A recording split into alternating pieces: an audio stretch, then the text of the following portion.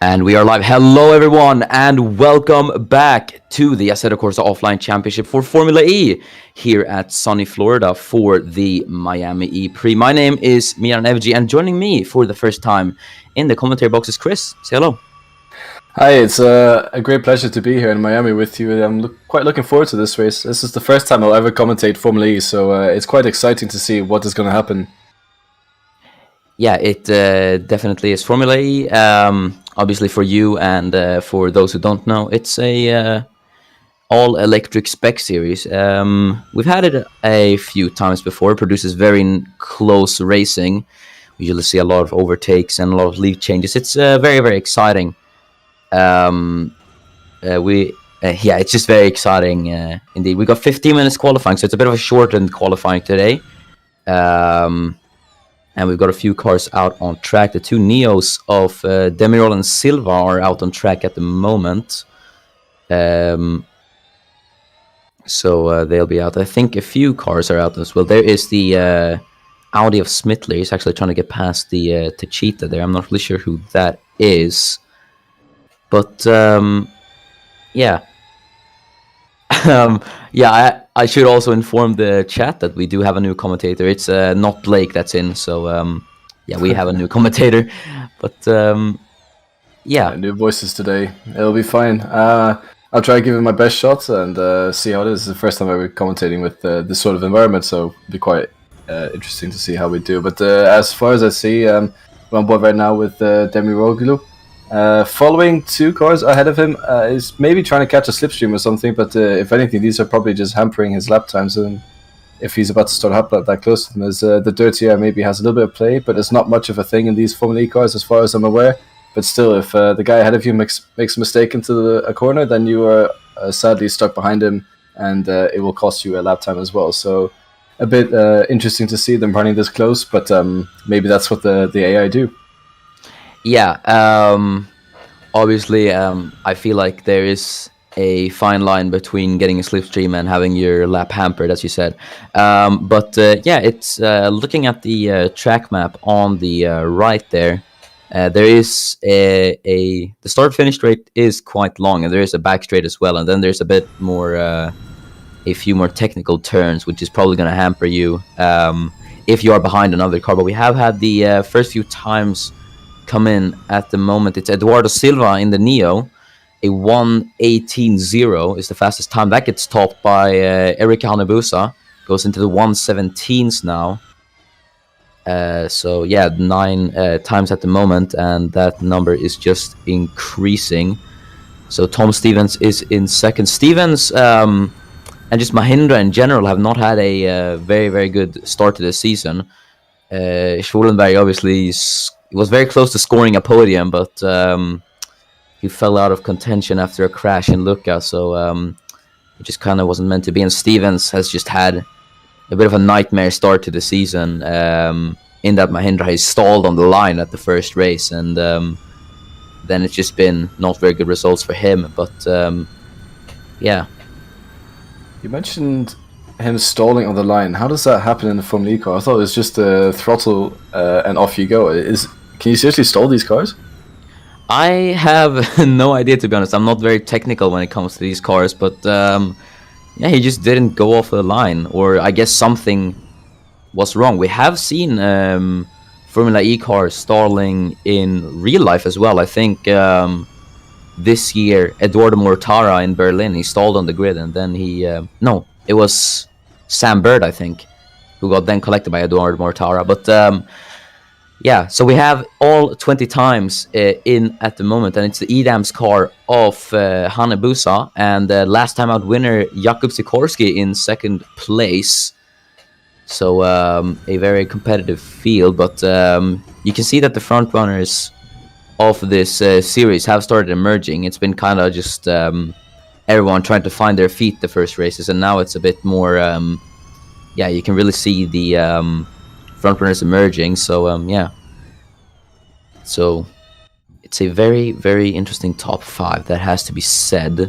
but we have about 9 minutes remaining in qualifying, and Formula E tends to see some big improvers during the later stages of qualifying. And as I just said, that Emil Nilsson takes pole, so yeah, I guess that just solidifies my argument then, doesn't it? Yeah, the track seems to be getting better and better, the cars, and are also seeming to get more into a groove with the drivers as well, getting more used to the track and maximizing the exits of the corners and braking zones more than need to. As I don't know who that is, but someone's just gone into P1 with a 1:17.5. Quite a satisfying lap time that one is, with the 2 zeros at the end. But it was quite a close pack, to be honest. With the top 10 all being within 4 tenths, it's quite good to see, and I think that's going to lead to a pretty exciting race as well. As we currently looking at the rear splitter of a Formula E car, I need to get used to these names. I'm sorry, I haven't really seen them anywhere, so the 3 names on the side is quite hard to follow. But I believe we're on board with Splittler now in the Audi car.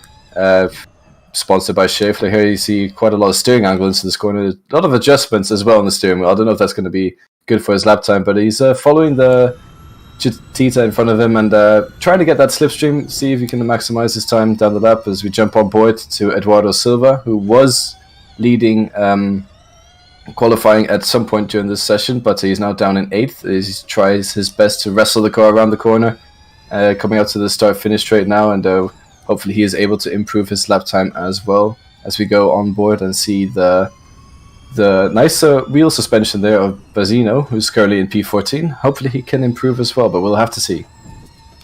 Yeah, a lot of improvements coming in. As you said, it was Sikorsky who took pole, and just as I say that, Will Parrish tops him, a 1:17.3. Hanebusa improves, but it's not enough to bring her out of P3.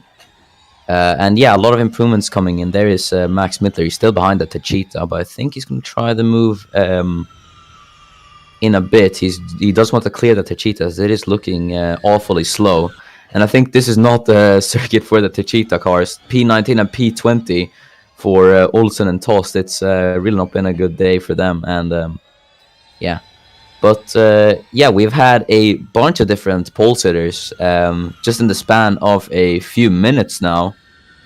Provisional pole sitters, should I say. But yeah, Will Parrish sits on top with a 1:17.3. So we've seen the lap times being reduced massively here at Miami. But yeah.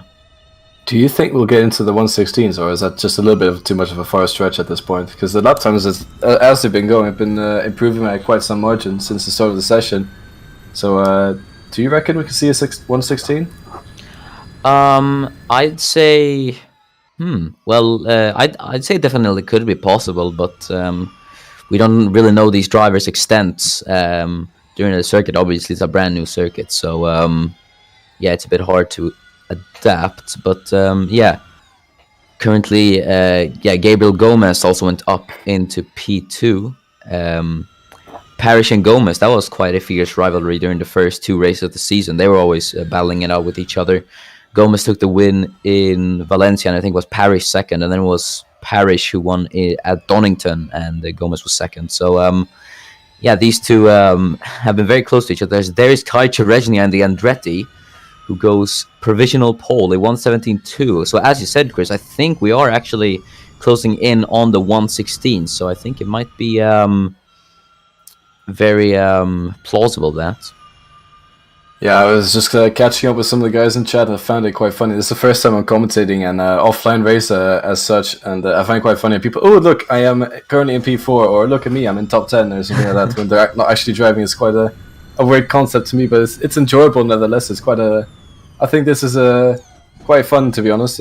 Wasn't expecting it to be like this. Thought it'd just be okay, just bots with whatever. But no, this is actually quite entertaining, to be fair. And we're only just in qualifying, as I believe most people have put their names in. So you know the grid. I have no idea what the grid is. I'll try and refer to the cars, but the best I can. But yeah, I'll try to catch up in the chat and see if I can learn some names in the meantime. Yeah. It's a very new series, but I'm glad you're enjoying it. Obviously, on paper, the idea of watching AI cars race each other sounds very boring, but it's actually more fun than you think. And it's really proved that, as Fernando Tos goes up into P2. So the Tichitas are showing signs of improvement, but his teammate Håkon Olsen, the Norwegian, in last place by almost a tenth of a second. So he's not really been having the greatest day, as I think Smittler is still stuck behind traffic, but he's actually improving. A tenth off in Sector 1, that is. Sector 1. So this will be a very good lap time for the Welsh driver. And Riyad Bazino as well, who went from P14 to P6. So these are very fierce qualifying battles, it must be said. But a few people in the pit lane now. Parrish, Gomez, Wolf, Nugali, Nilsson, Stevens, Silva, and Olsen are in the pit lane. As there is Anton Orlov, the Russian, going on to pole position in the Venturi. A 1:16.7. So yes, the 1:16. We have started reaching the 1:16 barrier, and it is a very, very strong lap time from the Russian. A 3/10 improvement over Cherezhnia in P2. So a very good lap time from him. Yeah, and just as you say that, the guy who was currently P2 has set another new personal best with the 1:16.9, so he's also gaining a little bit on Anton there in P1, but it's still not enough to quite take that spot.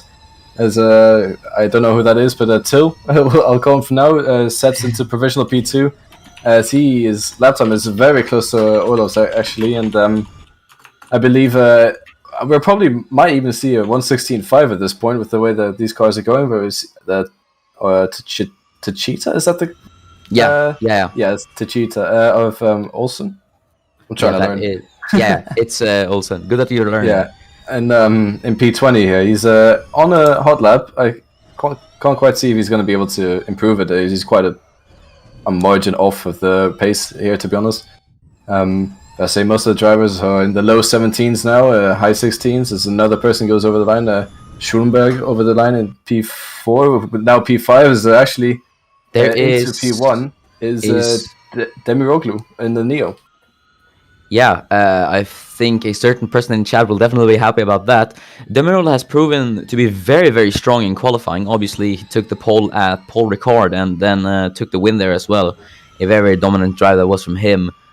But yeah, I was down in P19, so I was just going to mention that wasn't a good qualifying from him, as Jake Tildesley just tops him there by only a few hundredths of a second. I think that's barely 200ths of a second that the Jaguar driver takes pole by, or provisional pole. Still 1 minute remaining in qualifying, and we are approaching. Oh, everyone is out on track. So, everyone is just giving it the absolute limit at the moment, trying to secure pole, and I think it's anyone's game to take pole here, as we're just seeing lap improvements after improvements here. Yeah, and the only guy who seems to be struggling at the moment is Olsen, 7/10, actually nearly 8/10 now behind the rest of the field. Hopefully he is able to get a lap in to try and improve his positioning at the start of the grid, but it's not looking too great, as in the background someone jumps into pit lane. Couldn't quite see who that was. I believe that was a guy in P8.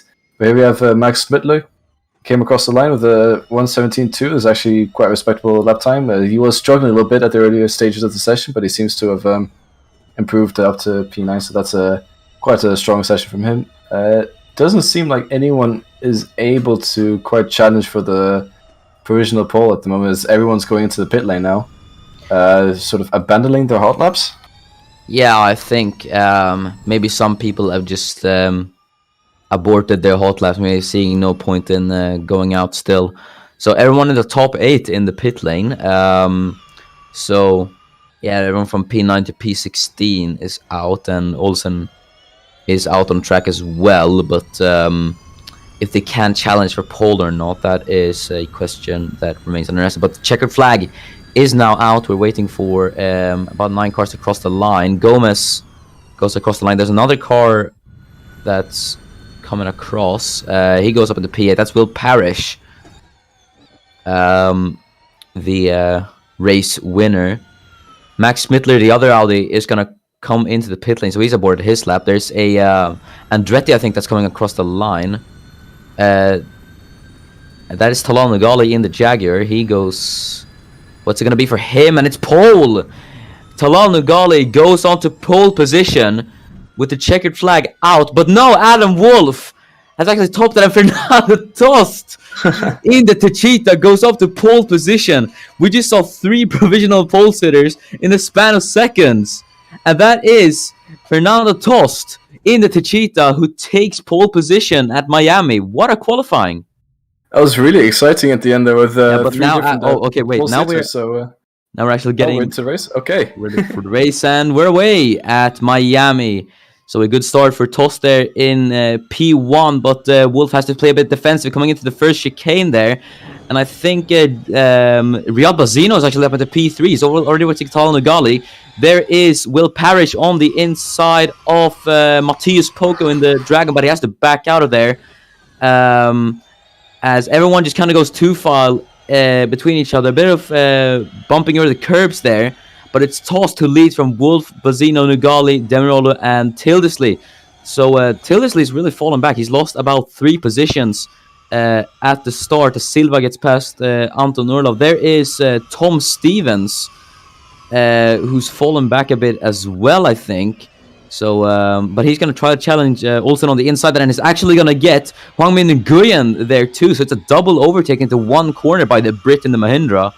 So, yeah, but the battle is still not over yet, as I think there was a move actually there being tried on the inside. But a very, very hectic start indeed, Chris. Yeah, I'm just trying to follow along with what's happening here, and a lot of side-by-side action. People going all the way up and down the field. It's quite difficult to see what's happening as Parrish has to fight from the attack in the car behind and manages to keep his position for now. But yeah, he's dropped a few positions from the start, I believe, and now we go on to Hanebusa in P10 getting attacked from... I can't see what the car behind is. Virgin Racing? No. It's the Mahindra of Schulenberg. Mahindra, that's the one. Schulenberg, he's so mounting a charge, but he seems to have made a little mistake somewhere, so that charge is done now. The 2 Audis fighting together to try and stay ahead of the car in P17, but we'll see if that's able to stay like this until the end of the race. Yeah, the 2 Audis are going to work together there to keep the Dragon of Nilsson behind. As here is Anton Urlov, the Russian. Made his debut in Donington. He scored points on his debut, actually. Now sits in P8. As there's Hwang Min Nguyen defending from Tom Stevens. So Nguyen looks to have gotten ahead of Stevens once again. But Stevens is looking to take that P18. As he's actually going to challenge. He's looking for almost every move opportunity, but he's losing time behind Nguyen, so that might allow Olsen to get past. As here is Nguyen's teammate, Hanebusa, still defending from Schwulenberg. The Mahindra looks fast on the straights, as Riyad Bazino has now set the fastest line with fastest lap time of the race, as we are approaching lap 3. And yeah, the gap to the lead is now 8/10, which is unusually big for Formula E. Yeah, and the leader of Fernando Tost just screaming past everyone at the start and maintaining his position from pole to nearly a full second up on everyone else. Just doing what he needs to do to maintain the lead and hopefully have another dominant drive on his part. And so right now we cut on to a 4-way battle here for P11 with Parrish here trying to attack onto the car ahead of him. Is that the Dragon car? I really need to learn these Formula E cars. I sort of have a vague idea what they are, but I'm not too sure. But that is Matheus Poco. Yeah. And he's trying to follow Schulberg here. All of them within 4 or 5 tenths. But all it takes is one little mistake and the guy behind will be ready to pounce. Yeah, definitely this track has little room for error. You can see those curbs are quite high, actually. If you go over them, then you lose a bit of time, and it's kind of all about just trying to follow the car ahead of you as cleanly and quickly as possible. So it is quite difficult to mount an overtake at this circuit, but everyone is still following quite closely behind each other. Closest gap at the moment is Tildesley, as there we actually see him. Tildesley to Nogales with the 2 Jaguars. in P5 and P6, so it's a very good day for them. They finished absolutely stone dead last at Paul Ricard, so they'll be wanting to bounce back from the slew of horrible results they've had. So I think they're doing quite a good job at that.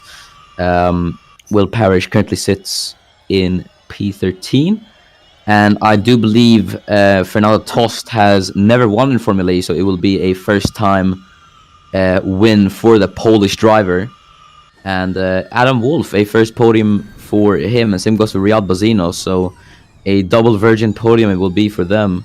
The two rookies made their debut both at Paul Ricard, replacing Jafari Blackwood, who went to Formula 2, and Kieran Jimenez, who retired from the ACOC. So yeah, you can see just how long this straight is. It provides a very good slipstream, but obviously these cars aren't very well known for slipstreaming, so it is a bit hard to follow in these cars. But yeah, do you think that, as we see Riyad Bazino very close to Adam Wolf, and Wolf seems to have been closing the gap to Tost as well, do you think that the lead will be challenged, Chris? Well, I was just looking at the lap times, and Bazino seems to be having some pretty good pace at the moment, but definitely the top three have all checked out. There's 3 seconds behind them until P4, so they're in their own little battle at the moment. That gap just seems to be continuously increasing. But Wolf seems to be just maintaining his gap to Tost at the moment, just sort of between 7/10 in a second. Nothing major in pace change for him to be able to challenge for the lead yet, but we are only on lap 5. Anything can still happen here, and Bazino seems to have quite a lot of pace behind him, so maybe the team will ask them to swap around and see if he is able to surmount the charge onto the leader. Yeah, definitely could happen that. Bazino, he's good. He's a very fast improving driver. We've noticed that, definitely. I feel like ever since he started at Paul Ricard, scored at P8, and then did some pretty impressive overtakes, and I feel like, yeah, it's just been a bit, yeah, it's been a very good upwards curve for Riyad, the Canadian. But yeah, if he is lapping faster than Wolf, his teammate at the moment, then I think there might be some form of team orders coming into play there. But yeah, it's a bit of a stalemate at the moment in the top 3, and you are right about the top 3 just absolutely checking out. Gap to Bazino behind, or yeah, gap to Demirola behind is 3.2 seconds. So you can tell that these 3 are just kind of on another level today.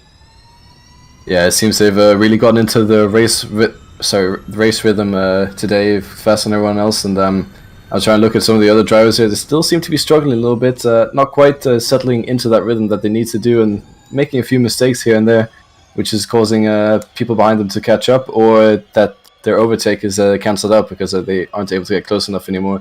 But this battle down here for P... Well, I didn't see how far up the field we go. It's everyone's within 5/10 of each other, so I guess this technically is a battle for P9, but really it's more for people sort of what we're used to seeing in F1, DRS train. People can't really get close enough to each other to make an overtake, but they also can't drive fast enough away, so the guy behind you is not able to do anything about it. So we go on to Will Parrish now, who's still in P13, trying to attack on the Dragon car ahead, but it seems like everyone's in a bit of a stalemate at the moment. Yeah, I feel like everyone just kind of reaches the point where I think you're in the spot where you can't really you're close, but you can't really make an overtake. So I feel like everyone's just kind of stuck there. But yeah, closest gap is P16 to P17. That's Nilsson, I think, about 5/10 now. So yeah, everyone is around that area, the 5, 6, 7/10 there, and yeah, I think Tildesley is actually close the gap on his teammate Talal Nugali. If I do remember, you can see there on the track map just how close everyone is, yet there is not much overtaking. I think slipstream is the problem on this circuit. I feel like it's maybe too hard to follow on this track. Yeah, I feel like maybe the drivers themselves also lacking a bit of a push or motivation to try and overtake. I see the nature of the track. You can look at the track map on the right. It's just it's a very street circuity, and I don't think following a car is the issue. I think the issue is more trying to get the exit through the hairpin, which a lot of these drivers are struggling with. And if they can't get the exit down properly, then they won't be able to make an overtake. And the guy behind struggles as well. Then it's just a sort of a Constantina effect where everyone gets a poor exit and nothing happens. But currently we're riding on board with Gomez in P16, trying to maybe ask his teammate to get a little bit of a hurry along because he's getting attacked from behind, and we cut onto Fernando Tost, who suddenly has 2 Virgin Racing cars in his rear mirrors. Yeah, the Tost is gonna have a lot of pressure, certainly, during these last few laps. We are actually already on lap 9 of 13. Mehmet Demirolu sets the fastest lap. But yeah, Tost is gonna have quite a bit of pressure during these last few laps from the 2 Virgin cars. Bazino looks to have closed the gap on Wolf by around a tenth or 2. So I don't think he's going to be able to make an overtake, but yeah, I think they'll both put the pressure on Tost there. But the top 3 never scored a podium or a win, so whatever the result is in the top 3, it will be a first-time winner and a first-time podium scorer. So yeah, I don't think we've ever had a driver. Yeah, I don't think we've ever had a driver win twice in Formula E. Yeah, that's the beauty of Formula E, isn't it? It's a spec series, and everyone basically has the same car. So it really is which driver has the best day out there, because all the drivers are quite evenly matched as well in talent-wise. So it really is just which team has managed to put the car together for the driver out there, and at the end of the day, and that's what's so good about it, Formula E, I think. It's the same with IndyCar or Formula 2 or Formula 3. It's a spec series. Always leads to quite close and unpredictable racing, which is what we love about it. I'm just keeping an eye on the guy in P4. He seems to be catching up to the leaders now.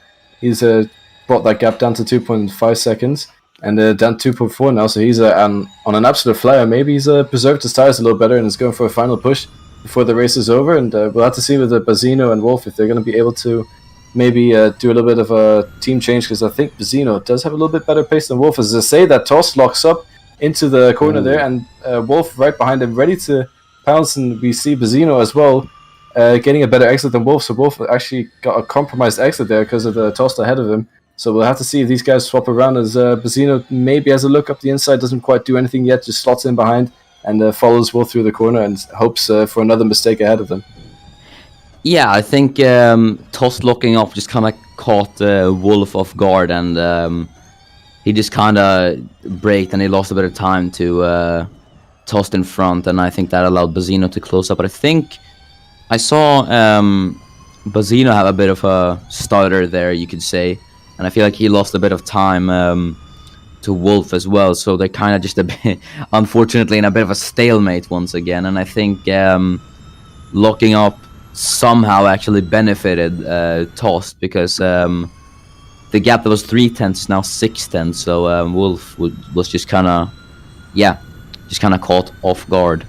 But with around 2 laps remaining, it's I think Tost might have this, or do you think Wolf will be able to challenge for the win, Chris? Well, there's going to have to be a last lap lunge if it's going to be anything. I think he's a bit too far behind now. As we've seen, these 5/10s don't really mean anything in terms of slipstream or being able to follow a car around. But Tost, that lockup's definitely not going to help his tire race. He might pick up a few vibrations here or there, but we'll have to see if he continues driving like this. But it definitely shows that he is under some form of pressure, and if he can just maintain that pressure until the end of the race, he will win it. But if he cracks under that pressure, then one of the Virgin boys is going to go through and take the race win. And I think that's what we very well could see with the potential of Bazino. I think he might be able to capitalize on Wolf and Tost here, making maybe a mistake somewhere. But we'll see if that battle pans out the way we think it's going to happen, or if Tost is just going to keep that P1 until the end of the race. Yeah. As we now approach lap 12 of 13, Mehmet Demirel has smashed his own fastest lap time once again. So he is actually closing the gap to Riyad Bozino, and he's done that by over a second now. But with about 1 lap remaining now, I don't think Mehmet's going to be able to catch up to Riyad Bozino in P3. As, I think, as you said, I think Tost, just the important thing about him is to bring it home and try to stay calm and not succumb to the pressure. As, the two versions are, it's 2 versus 1 here, but they're all just kind of locked in, as you said, a stalemate between each other. So I think Tost might have this in the bag, but we can't be sure until the race ends, obviously. Yeah, we'll have to see, but I think the guy in P4, he's suddenly got pace out of nowhere. As you see, his lap time there is 1 or 2 tenths faster than the guys ahead. He's just gaining and gaining. He's been saving his tires. He's, at this part of the stint, he actually seems like he might be on for a podium here. And Bozino falling out of the 1 second gap between Wolf and Tost. Maybe made a mistake somewhere. Not quite sure what happened there, but it's allowed the Neo driver to get right up behind him. And I'm not sure this podium is set yet, because he has, out of nowhere, just gotten a lot of pace and been able to catch up to the leaders. And he might be a bit of a dark horse in this race. Definitely, he's in about 5 tenths, but I'm not sure if that's going to be enough to make a move for Demirolo on Bozino, as I think you were right about Bozino making a mistake, because he's a second behind Wolf now. So, Demirolo is catching, but now as they head through the final few corners, and it does not look like Wolf is going to be able to challenge Tost, as my suspicions are correct, as they round the final corner now. And coming across the line is the Polish driver in the Chichita. And Fernando Tost is going to win at Miami. And Adam Wolf comes home a close second. Riyad Bozino a very close third as well. Demirolo, I feel like a few laps more for him and he'd have that P3. Both Jaguars, good day for them, P5 and P6. Eduardo Silva is P7, Anton Orlov P9, Kai Trezhnia P10, and Hanabusa rounds out the top 10. But that was it for the Assetto Corsa Offline Championship. Thank you so much for watching. It's been a very, very interesting qualifying and race. And thank you to Chris for commentating as well. It's been a pleasure having you here, and hopefully we will be able to have you again for the future. But is there anything you'd like to say before we say goodbye? I'd say it was quite fun and a bit of a different commentating experience to what I'm used to. I've never done AC before. I usually broadcast and commentate on ACC, but this is definitely very different. Trying to get some of my Formula E knowledge in there. Not that I have a lot, but it was quite interesting, I'd say. A bit of a difference to what I'm used to, and I'm glad I had this experience. So thank you for having me. Yeah, it's been great having you. But that is it. Thank you for watching, and we will see you next week when the ACOC returns for the United States Grand Prix. Goodbye.